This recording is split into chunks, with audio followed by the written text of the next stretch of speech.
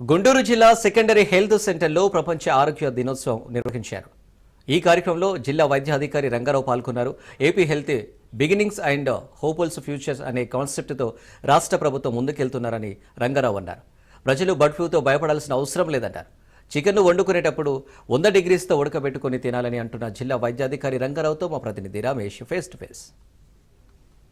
అనగానే గుర్తొచ్చేది ప్రపంచ ఆరోగ్య దినోత్సవం అని చెప్పుకోవచ్చు. ఏదైతే మరి ఆరోగ్యం అటు కేంద్రం అటు రాష్ట్ర ప్రభుత్వాలు పూర్తి స్థాయిలో కూడా అప్రమత్తంగా ఉన్నటువంటి పరిస్థితి కనపడుతుంది. ఇటీవల అంటే కరోనా తర్వాత పూర్తి స్థాయిలో అటు వైద్య వ్యవస్థ కూడా పూర్తి స్థాయిలో అనేక సంస్కరణలు తీసుకొచ్చినటువంటి నేపథ్యంలో ప్రపంచ ఆరోగ్య దినోత్సవం సందర్భంగా మనతో పాటు బి రంగారావు అటు గుంటూరు డీసీ మనతో పాటు ఉన్నారు. ఆయన మాటలను తెలుసుకుందాం. ప్రపంచ ఆరోగ్య సందర్భంగా ఎలాంటి సంస్కరణలు తీసుకొస్తున్నారు, ఆరోగ్యంపై ఎలాంటి భద్రత రాష్ట్ర ప్రభుత్వం తీసుకుంటుందనే అంశంపై మనతో సార్ చెప్పండి. ఈరోజు ప్రపంచ ఆరోగ్య దినోత్సవం సందర్భంగా ఇప్పుడున్నటువంటి కూటమి ప్రభుత్వం కూడా వైద్యంపై కూడా పూర్తి స్థాయిలో అప్రమత్తంగా ఉంది. ఇటీవల పల్నాడు ప్రాంతంలో పాప చనిపోయినటువంటి విషయం కానీ అదేవిధంగా సెకండరీ హెల్త్ లో ఎలాంటి సంస్కరణలు తీసుకొస్తున్నారు? ముఖ్యంగా మనకి ముందు మీడియా మిత్రులకి నమస్కారం అండి. మీరు అడిగిన క్వశ్చన్ చాలా మంచి క్వశ్చన్. అది ఒక మాటలో సమాధానం చెప్పలేను, కానీ ప్రయత్నం చేస్తాను. ముఖ్యంగా ఇవాళ వరల్డ్ హెల్త్ డే ప్రపంచ ఆరోగ్య దినోత్సవం సందర్భంగా గవర్నమెంట్ ఒక థీమ్ తీసుకుంది ఈ ఇయర్ గాను 2025 గాను healthy beginnings and hopeful futures.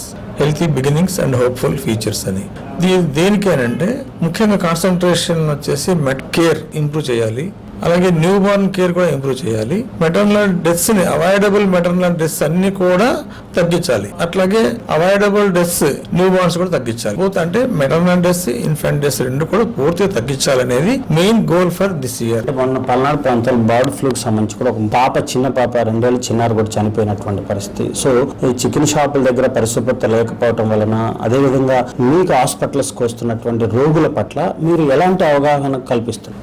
ముఖ్యంగా బర్డ్ ఫ్లూ అనేది మనకు యాక్చువల్ గా ఏపీలో లేదండి. అయితే రీసెంట్ గా ఒక పాప 2 years బేబీకి నర్సరావుపేటలో వీటిలో ఒక పాప ఎఫెక్ట్ అయింది. చికిత్స పొందుతూ ఎయిమ్స్ హాస్పిటల్లో చనిపోయింది. అది వచ్చేసి మొన్ననే సెంట్రల్ టీం వచ్చి మన విజిట్ చేశారు, అన్ని విధాలుగా పరీక్షలు చేశారు. బర్డ్ ఫ్లూ అనేది బర్డ్స్ నుంచి వైరస్ ఎఫెక్ట్ అయినప్పుడు ముఖ్యంగా ఏవియన్ ఇన్ఫ్లుయెంజా ఏ H5N1 అనే వైరస్ తో వస్తుంది. ఈ వైరస్ రొటీన్ గా కూడా బర్డ్స్ లో ఉంటుంది. మామూలుగా మనకి ఎలాగా కామన్ కోల్డ్ జలుబు వస్తుందో అలాంటి వైరస్ ఇది కూడా. అది బర్డ్స్ ద్వారా వస్తుంది మనకి. బర్డ్స్ కి వచ్చేసి అవి ముక్కులో నుంచి కానీ కింద పడ్డప్పుడు ఫెదర్స్ లో కానీ మొత్తం ఫెదర్స్ లో అంటే ఉంటుంది వైరస్. కానీ మామూలుగా మనం దాన్ని టచ్ చేయడం వల్ల కానీ లేకపోతే ఇంకేదైనా మాంసం తినడం వల్ల కానీ, అంటే పచ్చి మాంసం ఉడకబెట్టకుండా సరిగా రా చికెన్ తినడం వల్ల కానీ, రా ఫుడ్ టచ్ చేయడం వల్ల కానీ వస్తుంది. అయితే అందరం టచ్ చేస్తుంటాం రోజు. చాలా మంది పక్షులు మన దగ్గర తిరుగుతూ ఉంటాయి, మనకు రావట్లేదు కదా. అంటే దాంట్లో మనకు రెసిస్టెన్స్ తక్కువ ఉన్నప్పుడు, తర్వాత మనకు వేరే జబ్బులు ఉన్నప్పుడు, డయాబెటీస్, షుగర్ ఇట్లాంటివి ఉన్నప్పుడు, క్యాన్సర్ ఇట్లాంటివి ఉన్నప్పుడు మాత్రమే వస్తుంది. మామూలుగా విధంగా రాదు. ఆ చిన్నపిల్లలకు కూడా రాదు. కాకపోతే వాళ్ళు పచ్చి మాంసం తినకూడదు. బాగా ఉడకబెట్టి 100 degrees centigrade లో ఉడకబెట్టి తిన్నట్టయితే అది రాదు. వీటి సద్వినియోగం చేసుకోవాలని చెప్పేసి మనం చేస్తున్నాను.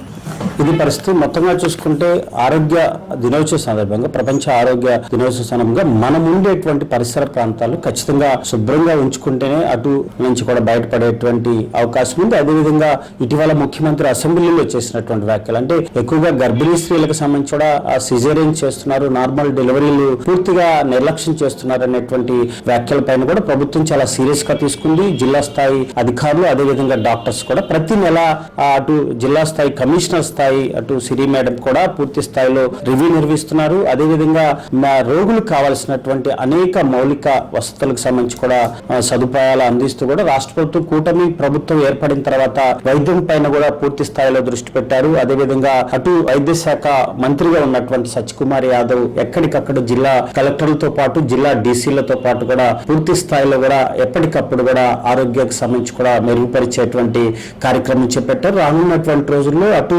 సెకండరీ హెల్త్ ని పూర్తి స్థాయిలో మెరుగుపరిచి అటు రోగులకు కూడా ఎలాంటి ఇబ్బందులు లేకుండా చూస్తామని కూడా జిల్లా డీసీ రంగారావు చెప్తున్నటువంటి పరిస్థితి అయితే కనపడుతుంది. విడుదల సుభాష్తో రమేష్, రాజ్ న్యూస్, గుంటూరు.